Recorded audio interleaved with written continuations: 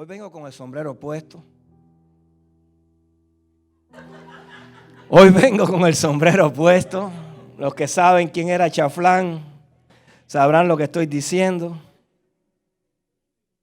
Bueno, para los que no saben, en mi pueblo había un comediante que su nombre artístico era Chaflán. No está vivo, se murió, se ahorcó. Sí, se ahorcó. Hoy a ese parque donde él se ahorcó le pusieron el parque Chaflán. Ya no es parque. Ahora es el patio de un edificio y el que entra ahí hay una piscina y tiene que pagar en dólares para disfrutarla. Y Chaflán tenía una cualidad que cuando él iba a los espectáculos de la noche a traer esos cuentos, que los cristianos ya no debemos participar de ellos porque no son muy jocosos. Son muy jocosos, pero no son muy bien hablados. Pero el pueblo aquel se gozaba en eso, imagínate. Él tenía una particularidad, que él llevaba un sombrero.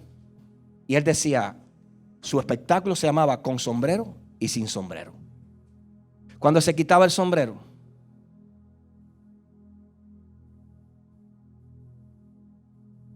era jocoso, hacía chiste, pero cuando se ponía el sombrero era serio.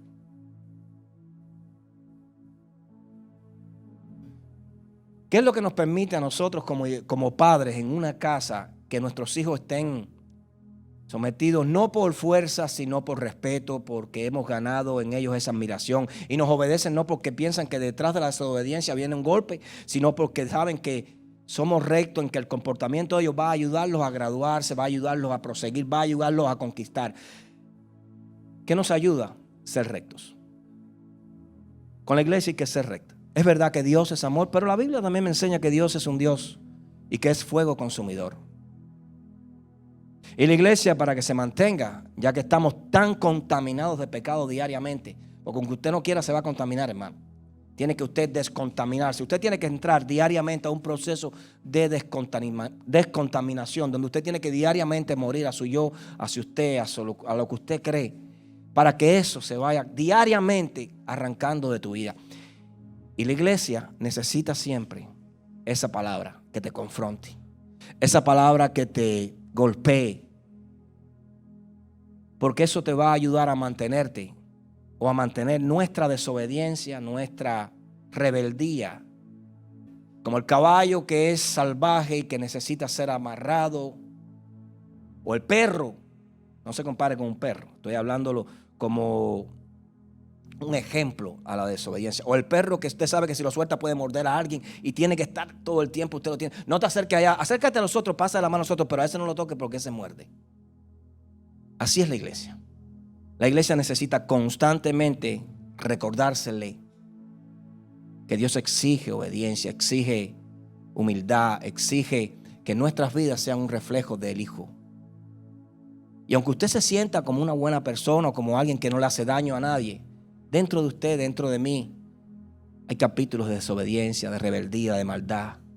Dentro de nosotros, como dijo el apóstol Pablo, mientras esté en este cuerpo pecador y corrupto, mientras usted esté en esa carne, esa chuletica hermosa que usted alimenta, que viste y que cuida, mientras usted esté en ella, siempre van a existir deseos pecaminosos que van a tener que ser combatidos diariamente por el arsenal que Dios haya depositado en ti. ¿Cómo está tu arsenal?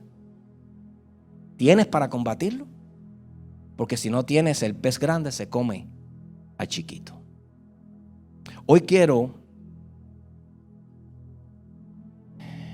enseñarte algo que yo aprendí hace mucho tiempo cuando le preguntaba al Señor sobre esa autoridad. ¿Por qué no?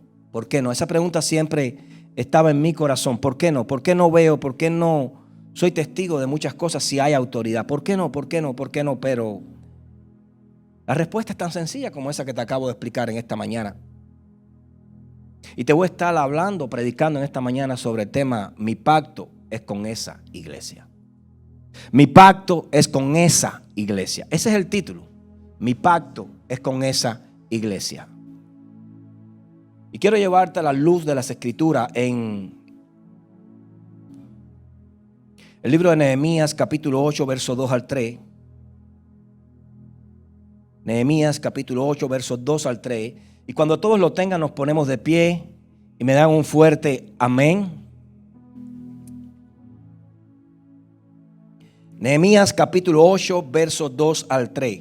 Antiguo Testamento. Entre Génesis y Apocalipsis lo va a encontrar, pero si quieres más exacto, entre Génesis y Judas. Judas. Ahí lo va a encontrar. Judas es un libro de la Biblia también, no vaya a pensar que... Ya todos lo tenemos, nos ponemos de pie. Gloria al Señor. Y leemos la palabra en el nombre del Padre, del Hijo y del Espíritu Santo. Amén. Y el sacerdote Esdras trajo la ley delante de la congregación. ¿Qué trajo el sacerdote? La ley. Esdras era un escriba, alguien que escribía, alguien que le gustaba tomar nota, llevar datos. Gracias a los escribas hoy tenemos muchas cosas importantes delante de nuestros ojos. Trajo la ley delante de la congregación, así de hombres como de mujeres y de todos los que podían entender. El primer día del mes séptimo, y leyó el libro delante de la plaza que está delante de la puerta de las aguas, desde el alba hasta el mediodía, en presencia de hombres y mujeres y de todos los que podían entender. Y los oídos de todo el pueblo estaban atentos al libro de la ley. Versos 5 al 6. Abrió pues Esdras el libro a los ojos de todo el pueblo, porque estaba más alto que todo el pueblo. Y cuando lo abrió, todo el pueblo estuvo atento. Bendijo entonces Esdras a Jehová: Dios es grande. Y todo el pueblo respondió: amén, amén, alzando sus manos, y se humillaron y adoraron a Jehová inclinados a tierra. Y el verso 8 nos dice: y leían en el libro de la ley de Dios claramente. ¿Y qué ponían? El sentido, de modo que entendiesen la lectura. Padre, te damos gracias por tu palabra. Espíritu Santo, revélanos en esta mañana a través de ella, Padre. ¿Cómo está nuestro corazón? ¿Cómo está nuestra atención hacia ti, Padre? Si somos entretenidos o si nuestra atención está ubicada en ti, Padre. Hoy te pedimos que toda palabra, Señor, que escuche en nuestros oídos, Señor, no solo sea reproducida por nuestra mente, sino atesorada en nuestro corazón. Y que podamos hacer uso de ellas en el día malo. Y que podamos entender que por fe vivimos y que toda palabra, Señor, que sale de nuestros corazones alimentará nuestra vida. Permite que solo sean buenos tesoros y no malos tesoros, para que estos tesoros nos permitan entender y nos permitan, Señor, cuidarnos. Te pedimos que esta palabra en esta mañana nos permita ayudar a entender lo que quieres hablarle a la iglesia. En el nombre del Padre, del Hijo y del Espíritu Santo. Amén. Tome asiento en la presencia de Dios.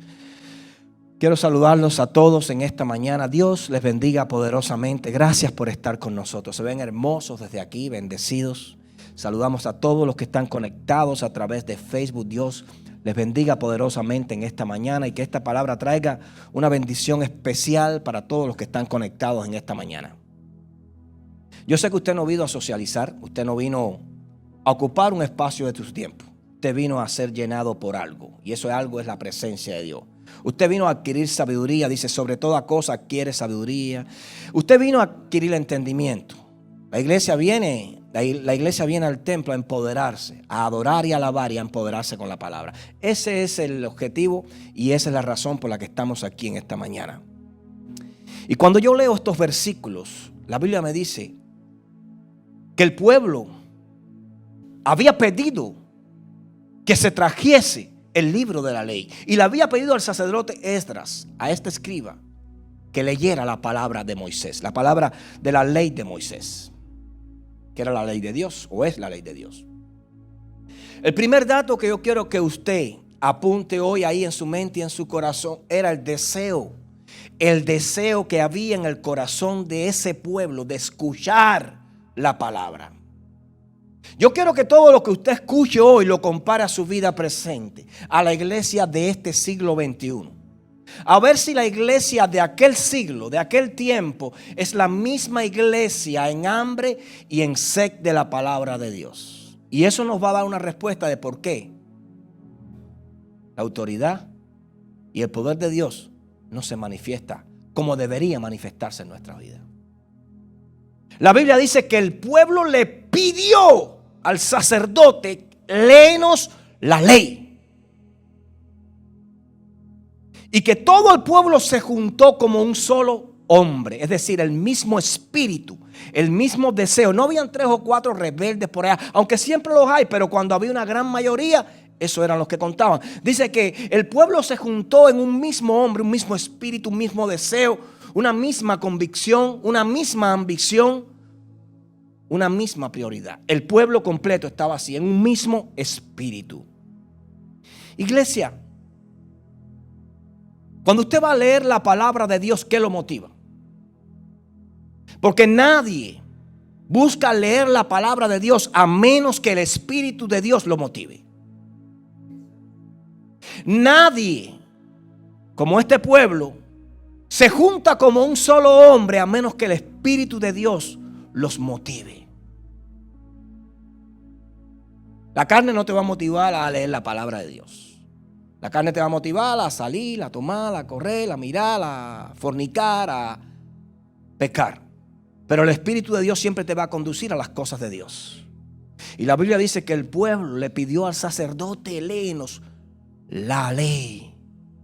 Tenemos todos hambre, tenemos todos deseos. Tenemos hambre por el Rey vivo. Necesitamos escuchar esa palabra. ¿A dónde yo quiero, iglesia, dirigir tu atención en esta mañana? Porque yo siempre me he preguntado ¿por qué la poca autoridad de la iglesia en varios asuntos? Como hablamos hace un rato. ¿Por qué la iglesia no vemos que la autoridad es constante? Cuando le hablamos a las enfermedades, cuando le hablamos a las finanzas, cuando le hablamos incluso a los demonios. ¿Por qué vemos que esa autoridad a veces se manifiesta, a veces no se manifiesta? Porque para nadie es un engaño, para nadie es una mentira. Yo creo que es una seguridad. Que cada vez que nosotros venimos a este lugar, venimos para ser ministrados por el Espíritu Santo. Cuando nosotros entramos por esa puerta, venimos porque queremos ver, porque queremos sentir, porque queremos ser transformados, porque queremos, como cantamos, un toque de su presencia. Y por eso cantamos y decimos: Espíritu, Espíritu. Y decimos: ven, para que usted lo invita, para que lo transforme,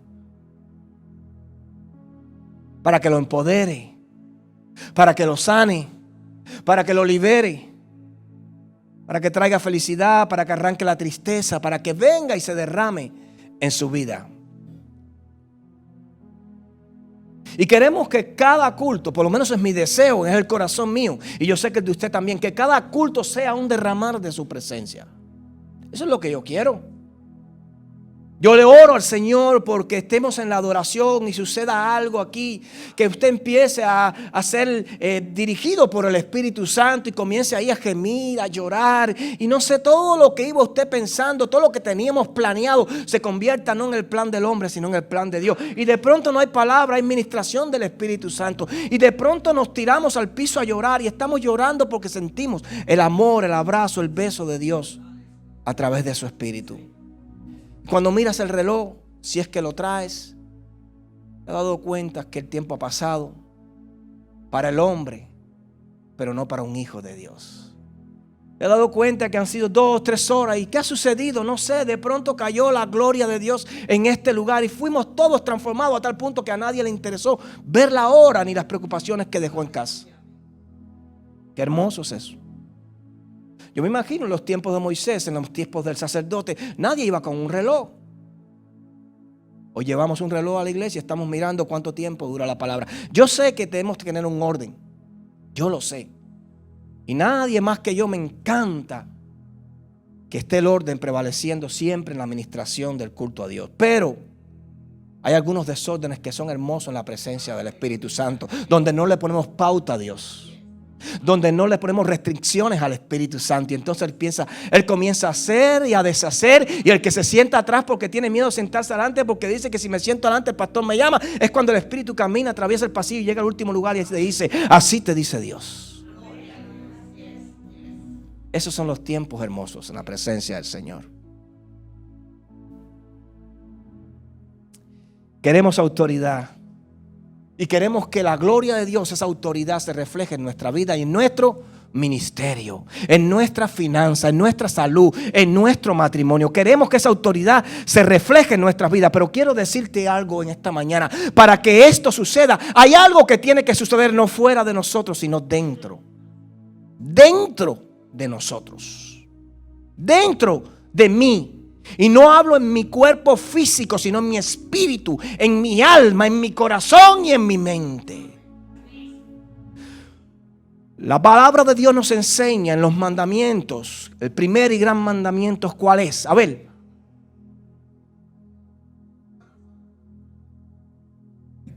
Con toda tu alma, con toda tu mente y con todo tu corazón. No dice con todo tu cuerpo. Claro, adora el ejercicio.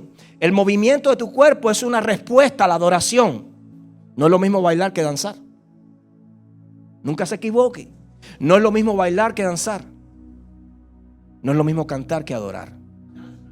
No es lo mismo tocar un instrumento y hacer un sonido que adorar con ese instrumento al Dios vivo.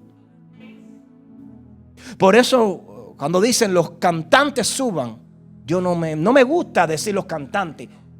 Porque yo tengo la completa seguridad que los cantantes se quedaron en el mundo y los que hoy suben son los adoradores.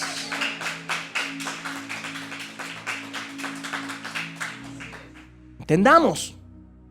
Porque esto nos va a ir ayudando a funcionar y a fusionar como iglesia. Con entendimiento. No mezclando el mundo con las cosas sagradas. 4 puntos que leímos ahora en estos versículos. No sé si usted prestó atención. El primer versículo que leyó ahí en Nehemías decía muchas cosas, pero entre esas decía que los oídos de todo el pueblo estaban atentos al libro de la ley. Y cuando lo abrió, todo el pueblo estuvo atento. Segunda vez. Versos 5 al 6 dice: y se humillaron y adoraron a Jehová inclinados a tierra. Y el verso 8 dice: ponían el sentido de modo que entendiesen la lectura. El pueblo le pidió a Esdras que trajese el libro de la ley y lo leyera. Iglesia, el pueblo quería, deseaba, ansiaba escuchar la palabra. Hoy nadie se te acerca y te dice: pastor, ¿cuándo vamos a comenzar un ayuno? Pastor, ¿cuándo vamos a entrar en oración? Hoy nadie se me acerca, se te acerca a ti y te dice: pastor, hermano, ¿cuándo vamos a tener una vigilia? ¿Cuándo vamos a interceder? ¿Cuándo vamos a clamar? Mira la diferencia. Y la respuesta te va a dar la respuesta a esa inquietud.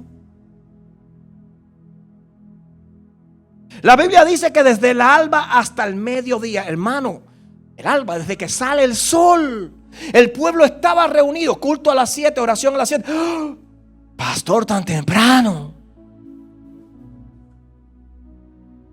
La Biblia dice que ellos desde el alba, desde que salió el sol, estaban allí reunidos, ansiosos por escuchar la palabra. El pueblo, hija, no estaba cansado, estaba atento. Cuando tú estás atento, el cansancio no te interesa. Eso pasa a un segundo plano. Lo que tenemos que entender, que por ejemplo hoy el pastor, el sacerdote, el cura, el monaguillo, no sé, el que traiga la palabra, como usted quiera entenderle, se demora un poco en la palabra y entonces ya varios comienzan a mirar el reloj, sin pensar que lo que está escuchando es medicina para su alma. Que lo que está escuchando quizás en los próximos minutos lo va a ayudar a tener la respuesta a esa pregunta con la que vino y entró por esa puerta.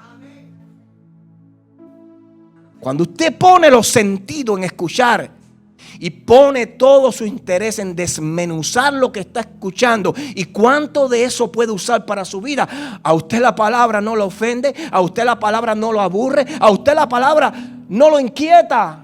A usted la palabra lo empodera, a usted la palabra lo lleva a un nivel donde usted tiene deseo de escuchar esa palabra.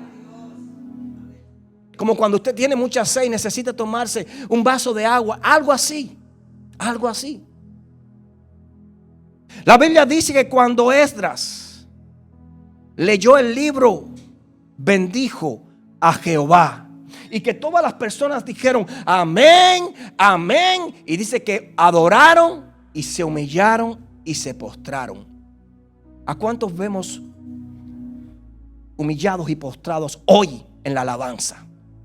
¿A cuántos vemos adorando, humillándose y postrándose en medio de la adoración? ¿A cuántos vemos?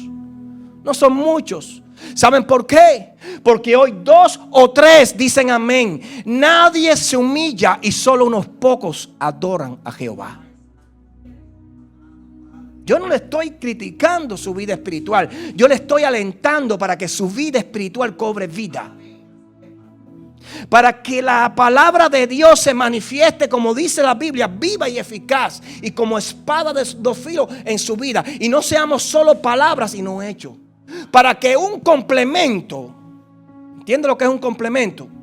Es decir, dos cosas se unan y provoquen algo. Hambre por el Rey vivo y la palabra viva me hace un cristiano con autoridad. Pero de nada le sirve a la palabra, que es poderosa y fuerte, si no tiene el complemento. Eso es lo que hace que la iglesia tenga autoridad. ¿Se acuerdan cuando decidimos vamos a salir a predicar la palabra? Vamos a salir a evangelizar. Qué hermoso está eso. Hermoso. Ir por el mundo y predicarte el evangelio a todo el que se convirtiere, o bautizarlo en el nombre del Padre, del Hijo y del Espíritu Santo. Gloria a Dios. Mateo, la gran comisión. Ahí está. Pero recuerde que allá afuera están no solo las autoridades divinas, sino las autoridades y los principados también. La iglesia necesita empoderarse primero. ¿Y cuál fue el consejo de aquel pastor? Nos dijo: miren, lo que ustedes van a hacer está bonito, pero ustedes empiecen a adorar a Dios. Conviértanse en una iglesia que adora. Conviértanse en una iglesia que alaba. Conviértanse en una iglesia que clame. Y cuando ustedes se metan con esa intensidad con Dios, y después de muchos cultos, de muchas vigilias, de muchos ayunos, cuando ustedes salgan no van a tener ni que hablar. Las personas van a llegar. Por eso es que encuentras confrontación. Por eso es que si vas a aplaudir, aplaude. Por eso es que encuentras confrontación cuando predicas la palabra y tu vecino no te quiere escuchar, tu amigo no te quiere escuchar, tu compañero de trabajo le dice: de nuevo con esa muela. ¿Sabes por qué? Porque el enemigo no ve la autoridad. Porque si viera la autoridad, como le dijo el demonio a Jesús: oh, hijo de Dios, ¿qué tienes contra mí? Si viera la autoridad, decía: a tus pies me postraré, porque toda pierna, toda rodilla se doblará delante de él. Cuando tú cargas esa autoridad que se transforma en ti a través de la adoración, de alabanza, cuando tú te empoderas como iglesia, usted no tiene que hablar casi. La iglesia necesita empoderarse de la presencia de Dios, y entonces la iglesia está lista para ir a predicar. Jesús les dijo a aquellos discípulos: pero no salgan de Jerusalén hasta que yo vaya a ustedes. Él, ¿cuándo fue que les dio? Les dio una mochila, les dio dinero, les dio un mapa. No, él les dio poder, él les dio autoridad. Él, yo creo que oró por ellos. Él, yo creo que la Biblia dice, los comisionó, se empoderó. Cuando Pablo fue a comenzar el ministerio, ¿quiénes le impusieron las manos? Entonces, ¿por qué? Porque fue una imposición. Timoteo, ¿qué dice la palabra? Josué, ¿qué dice la palabra? Ambos fueron ministrados por la imposición de manos por el presbiterio. Es decir, la comisión, la autoridad iba con ellos. Y por eso entonces podemos ver que tenían autoridad. Por eso Pablo pudo sacudir la víbora. Por eso Pablo y Silas pudieron que con su oración y con su adoración los barrotes se removieran y fueran libres. Entonces ahora es la nueva. Vemos un cristiano con máscara y decimos: le falta fe. No me falta fe. Es que porque si tenemos máscara no tenemos fe. Entonces si nos quitamos la máscara tenemos fe entonces. Pero escucha, yo siempre tengo una respuesta para todo aquel que ya han venido. Yo estoy vacunado con la sangre de Cristo. Y yo también. Mira esto. Yo no necesito esto. Y yo también. Pero la Biblia habla de prudencia. Y hay una realidad que tú no puedes obviar. Pero si tú eres un hombre con tanta fe, Si tú eres una mujer con tanta fe y con tanta seguridad, mi respuesta siempre es una. Asegúrate que tu fe es del tamaño de la fe de Pablo y Silas.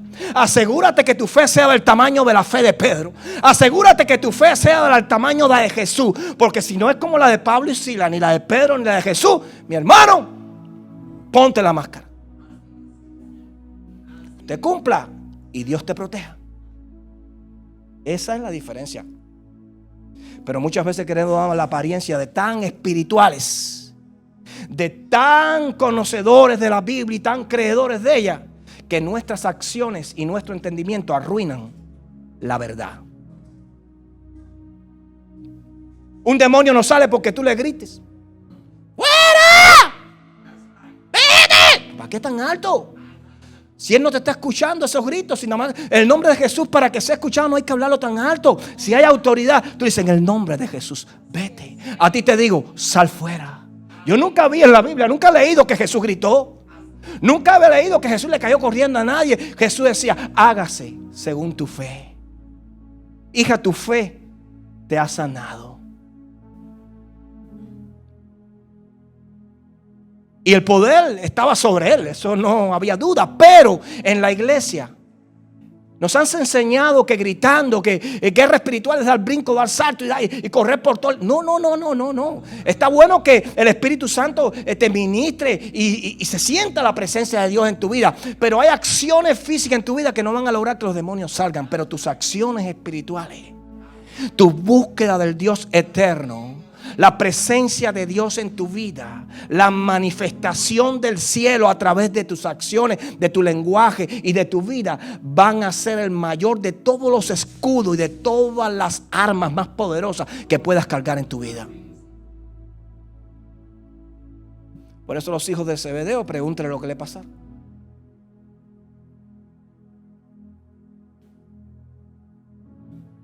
¿Cuál es la diferencia? Esta pregunta nos lleva a la respuesta. ¿Cuál es la diferencia entre el pueblo que estaba frente al escriba en aquel momento cuando se lee el libro de la ley, aquella ley de Moisés, y el pueblo que está frente a Dios hoy? ¿Cuál es la diferencia de aquel pueblo y de este pueblo? ¿Cuántos han leído el libro de los Hechos? Pero el libro de los Hechos tiene el nombre más largo: libro de los Hechos de los Apóstoles. Es un libro cargado de milagros, prodigios, acciones y los ministerios personales de cada uno de ellos. Es un libro cargado de hechos. Hechos que son realidad porque fueron logrados porque había autoridad. Lo curioso de todo esto es que tenemos que entender que hoy tenemos el libro de los Hechos de los Apóstoles porque los apóstoles, los discípulos, aquellos que comenzaron el ministerio, le creían a Dios. Y todo lo que leemos ahí es una manifestación de creerle a Dios, de confiar en Dios. Y ellos le creían no por conveniencia, sino por convicción, por seguridad. Lo que sucede es que hoy la iglesia está más enfocada en la bendición que en la sabiduría divina. La Biblia dice que estaban deseosos por escuchar la palabra y ponían a tal forma su entendimiento que la pudieran entender. Mi pregunta es: tú, yo, los que estamos aquí, la iglesia de Cristo hoy cuando se congrega, ¿pone su entendimiento alineado de tal forma que pueda entender lo que escucha? La iglesia de Cristo hoy se enfoca en la palabra para traerla a su vida, o simplemente se mantiene como un espectador, es decir, no se involucra. Escucho de la palabra, retengo lo bueno, desecho lo malo y uso lo que debo usar para que mi vida sea diferente. No. ¿Cuál es la iglesia de hoy? Dice que ellos querían entender. Es como cuando usted viene delante de Dios: Señor, ¿qué necesito? Como aquel rico le dijo: ¿qué necesito yo para... Si hago esto, qué bueno, hijo, lo has hecho todo, ahora entrega todo lo que tiene y dáselo a los pobres. Dice que se fue triste porque era un hombre muy rico. Cuando nosotros llegamos y le decimos al Señor: ¿qué necesito? Es decir, tengo el corazón dispuesto a que me digas qué no necesito en mi vida para quitarlo. Y quizás me vas a decir lo que más anhelo, lo que más priorizo, lo que más amo, pero estoy dispuesto a entregarlo. Un hermano un día se me acercó y me preguntó, hace años, no está aquí, no se preocupe. Ni ella ve los programas. El negocio de mi esposo. El negocio de mi esposo. El negocio de mi esposo. Y hablaba mucho del negocio de su esposo. Que venden productos que hacen que las personas creen hábitos. Fumar y eso. El negocio de mi esposo es pecado para Dios. Y tú quieres escuchar mi respuesta como pastor, o tú quieres escuchar lo que tú quieres escuchar. No, la verdad es pecado. Porque lo que tu esposo está vendiendo no solo crea un hábito, sino muerte también. Y la Biblia dice que no le des nada a tu hermano que le pueda causar mal alguno. Nunca más se congregó. Escogió el negocio y no hacer las cosas bien delante de Dios. Muchas veces te vas a ver, escucha bien, porque ahí es donde tu fe va a ser probada. Ahí es donde tu testimonio va a ratificarse. Muchas veces Dios te va a exigir algo que tú amas, algo de lo que tú dependes, porque Dios te va a decir, ok, ese negocio te proporciona buenos dividendos, pero no me agrada. Y si tú quieres cambiar, si tú quieres ser una nueva criatura, tienes que comenzar en cero conmigo. ¿Estás dispuesto a entregar aquello que te garantiza pagar las mensualidades, aquello que te garantizaba hasta ese momento pagar el auto bueno que manejas? ¿Estás dispuesto hasta ese momento que Dios te confronta en mantener ese negocio, entregarlo y decirle, Señor, yo lo entrego, hasta ahora no sé cómo voy a hacer, hasta ahora ganaba 6, 7 mil dólares al mes, 10 mil dólares al mes, y a partir de ahora voy a comenzar a seguir mi vida ganando, no sé, 2 mil pesos al mes, pero confío más en la provisión tuya que en los 2 mil pesos del hombre? ¿Estás dispuesto a cuando Dios te exija dejarlo todo para que Él sea tu todo? Ahí es la fe.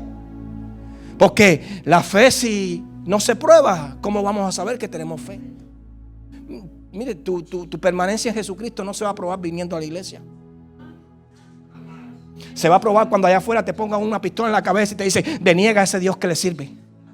Tu permanencia en Jesucristo no se va a probar viniendo y levantando las manos y gritando. Tu permanencia en Jesucristo, cuánto hay de Jesús en ti, cuánto amas el Evangelio, y si de verdad estás dispuesto a defenderlo, como dice la primera carta de Pedro, se va a probar cuando allá afuera empiece la persecución y tú decidas quedarte en casa y no venir a la iglesia, porque si te agarran llegando, va y te llevan preso.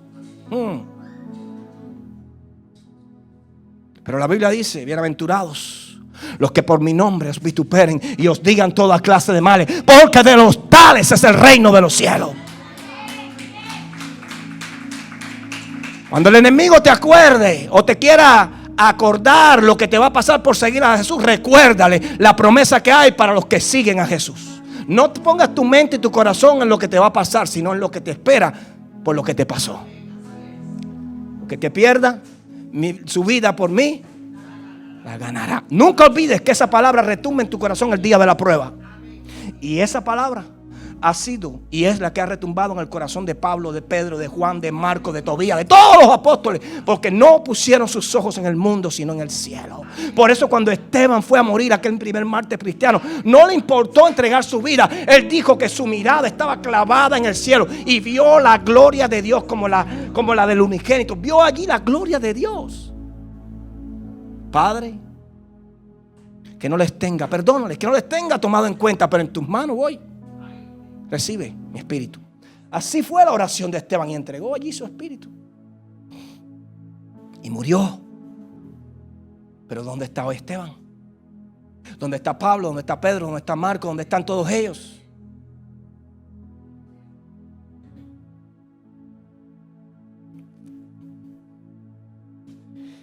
Leemos el libro de los apóstoles. Gloria al Señor.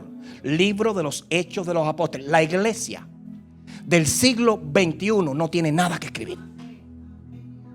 No tiene nada que escribir. ¿Sabes por qué? Porque no tiene nada que mostrar. Isaías capítulo 66 verso 1 al 2. Isaías capítulo 66 verso 1 al 2. Me encanta este versículo. Jehová dijo así: el cielo es mi trono y la tierra estrado de mis pies. ¿Dónde está la casa que me habréis de edificar? ¿Y dónde el lugar de mi reposo? Mi mano hizo todas estas cosas, y así todas estas cosas fueron, dice Jehová. Punto y coma. Y presta atención a lo que dice ahora. Pero miraré a aquel que es pobre y humilde de espíritu y que tiembla a mi palabra. Lo que sucede es que la iglesia tiene que conocer la magnitud del Dios al que le sirve. ¿Sabes por qué tiene que conocerla? La iglesia tiene que conocer de Él y la iglesia tiene que conocerlo a Él. Mira, ahora puedes entender por qué a tu adoración le falta clamor. Ahora puedes entender por qué en medio de la palabra vas 3 veces al baño sin necesidad o sin apuro, porque quizás no tengas una condición médica. Si la tienes, gloria a Dios, ve, no hay problema. Pero muchas veces vamos porque voy a hacer algo, voy a revisar un mensaje, voy a ver si entró el dinero de cheque, voy a ver. Es decir, no le ponemos el valor, no le ponemos la atención, no le ponemos el temor, no le ponemos la reverencia a la palabra de Dios. Menospreciamos la palabra, menospreciamos el culto, menospreciamos la administración y somos entonces cualquier cosa menos lo que debemos hacer. Si vas a ir al baño, ve, pero cuando ya no puedas más, porque es parte de reverencia. Te entra un mensaje, déjalo para el final o es vida y muerte. Es parte de la reverencia. Porque hay que permitir que parte de la irreverencia, de la falta de respeto, no al pastor, sino a Dios. Es que hay veces que hay hermanos en el culto mirando el Facebook y no para conectarse al servicio para darle share, sino porque necesitan ver si lo que escribieron anoche alguien le puso like. Aquí no hay. Ahora puedes entender por qué cuando llegas, en vez de ponerte a orar, te pones a conversar. Hermano, cuando usted llegue, no hable, salude y póngase de rodillas si llega a las 11 de la mañana. Porque cuando usted llegue ya está creada la atmósfera. Ya hay un cartel ahí que muchas veces dice: haga silencio, tiempo de oración. Está ahí para que usted lo vea y no hable. Y ore. Cuando usted llegue, usted llegó al templo donde se ministra la presencia de Dios. Se conoce como la casa de Dios. Aunque Él no habita aquí, se manifiesta aquí. Cuando usted llegue, una de las acciones de reverencia que tiene que modelar nuestro testimonio es llegar buscando ese contacto con Dios. No, voy para atrás, que hay bulla, están hablando atrás. Me interesa lo que están hablando. No. Si ya usted oye que el piano está sonando aquí, si ya usted oye que el piano está sonando ahí, ya va a empezar el culto, voy para allá antes que me digan, vamos. Si usted oye que ya la hermana está ahí con los instrumentos, adorando, buscando que la atmósfera comience a tomarse diferente, ya usted hace rato debía estar buscando la presencia. Pero claro, si no preparamos, si no hacemos una base, en la alabanza y en la adoración no va a haber un clamor. Porque es como que usted se baje ahora del techo, de estar poniendo una antena, o de estar poniendo chingo, o de estar trabajando subiendo tejas, y de pronto se baja y quiere operar un animal. No puede. Es decir, usted no va a tener el control, no va a tener la calma. Lo mismo pasa con nuestro espíritu. Necesitamos meternos, necesitamos morir, necesitamos hablar con el Padre, necesitamos ir suavemente. Y una de las cosas que van a garantizar eso es ir llegando en tiempo, para que la alabanza, ese tiempo, nadie no lo robe.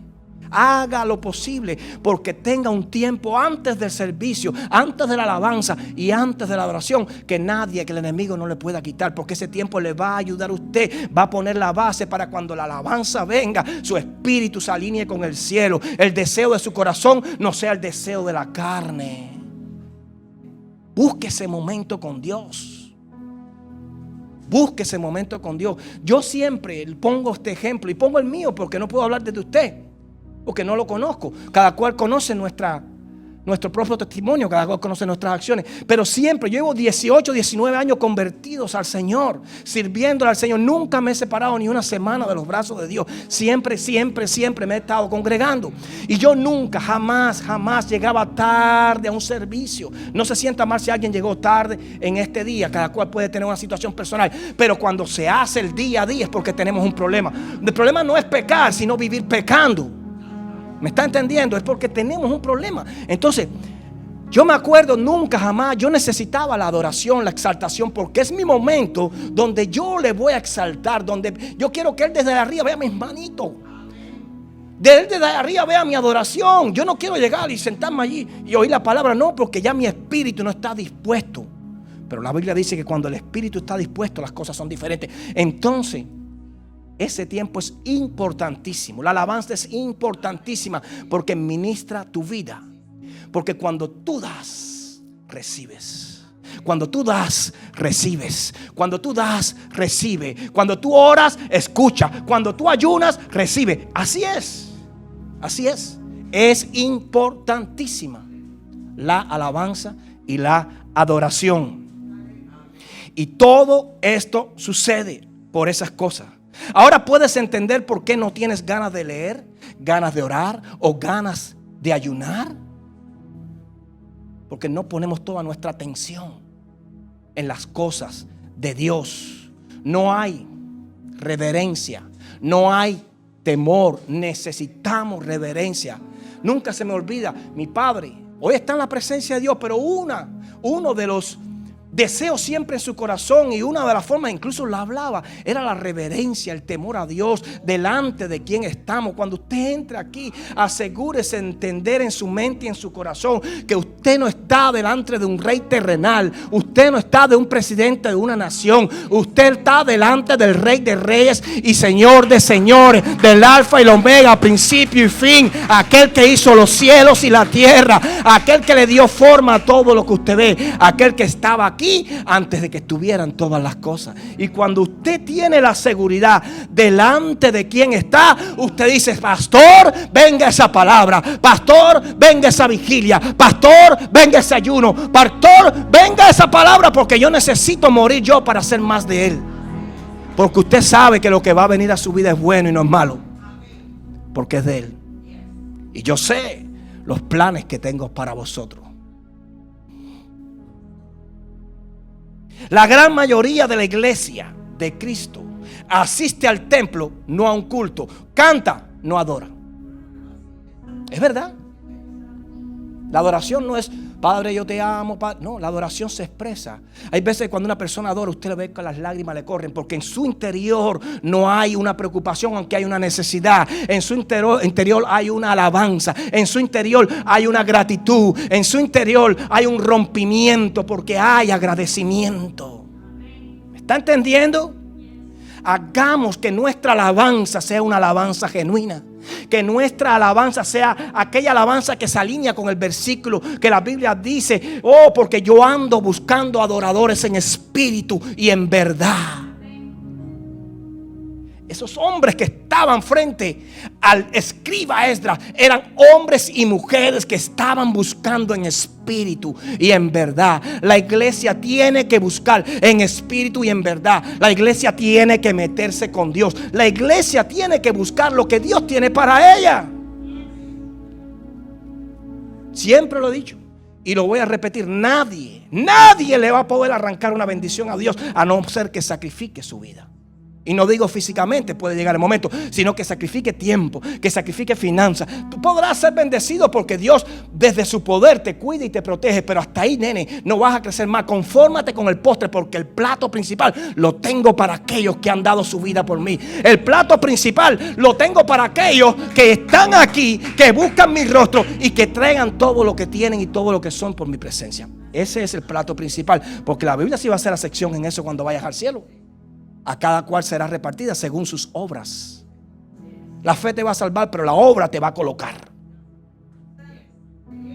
La fe te va a salvar, pero la obra te va a colocar. Y cuando pases por allí, lo voy a hacer, no piense que ahora es así, no tome esto que voy a decir tan textualmente. Y cuando pases por allí, si vas a ser salvo, gloria a Dios. Pero cuando pases por allí vas a ver tremendo castillo. Y ese castillo es la hermana Juanita. Ahí está su fe, ahí están sus obras. Wow, la hermana Juanita no tuvo nada en la tierra y mira lo que tiene en el cielo. Y sigue caminando. Y ese castillo, la hermana Elieti. Wow, y qué clase de castillo. Y mira qué portones más lindos y con ventanas de impacto. Oh, está caro. Sí, pero es que la hermana Elieti no tuvo nada en la tierra y ahora lo tiene todo en el cielo. Y cuando llegues a la última casa y veas una casita con techo de guano, con paredes de madera, que no tiene ni patio, y diga: ¿y esa casita de quién es? Esa es la que te pertenece a ti, hijo, porque tú todo se lo diste al hombre y no me diste nada para mí. Tú no preparaste nada para el cielo, todo lo comiste en la tierra. ¿No leyó nunca esa historia? Bueno, pues esa historia puede ser una realidad. Puede ser una realidad. El rico y Lázaro. Léalo. Y cuando lea el rico y raza lo va a entender. Eso que le acabo de explicar.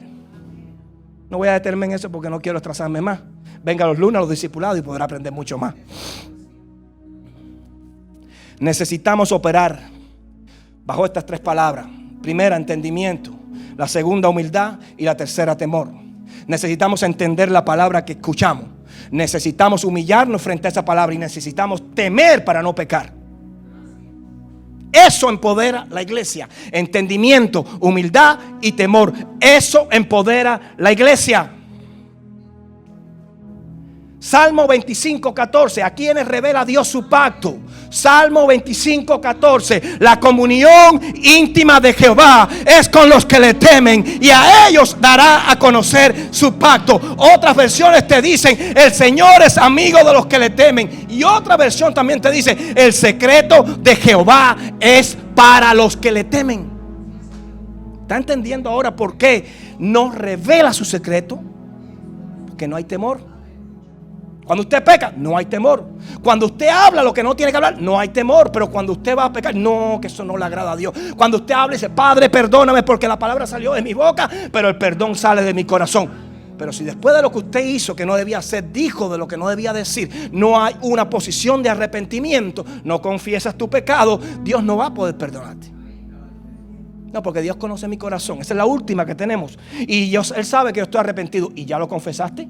¿Y ya te fuiste a la presencia de Dios? Porque dice: confesaos vuestros pecados. Y nadie puede confiar con la mente, sino con los labios. Entonces, si quieres que sean perdonados, tienes que humillarte.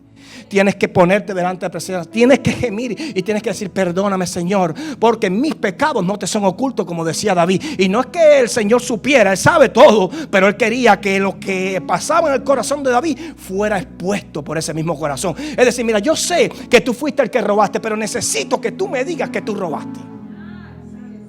Yo sé quién fue el que le dio una patada al bafle este. Yo sé quién fue, y no porque la cámara me lo dijo. Yo sé quién fue. Pero necesito que tu humildad, que tu temor y tu conocimiento que el Dios eterno lo sabe todo y que puedes engañar al hombre pero no a Él, te haga entender que todo es relevado. Yo quiero escucharlo, es revelado. Yo quiero escuchar, es que el inglés es tanto ya.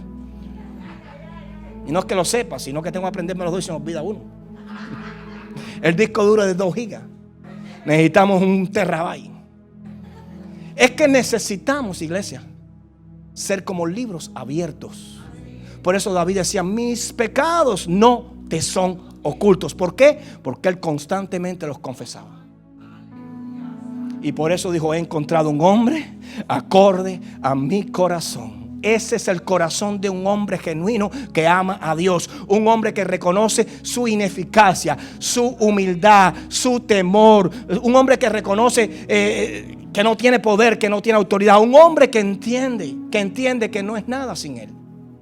¿Por qué venció tanto? ¿Por qué tuvo tantas victorias? Porque todo lo que hacía lo consultaba con Dios. ¿Consultaste tu vida con Dios? ¿Consultaste que te vas a mover para otro estado?